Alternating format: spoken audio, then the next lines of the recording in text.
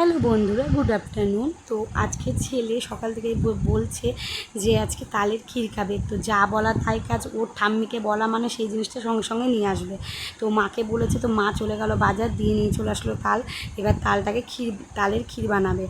তো তোমরা ভাবতেই পারো যে মা নাইটি পরে কীভাবে গেল। তো আমাদের বাড়ির সামনেই বাজার, তো সেই বাজার থেকে গেল আর নিয়ে আসলো।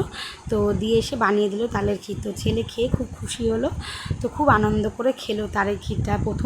প্রথমবারই ছেলে বললো তালের ক্ষীর খাবে, তো খেয়ে খুব খুশি হলো। তাই সেটা তোমাদের সাথে আমি শেয়ার করে নিলাম।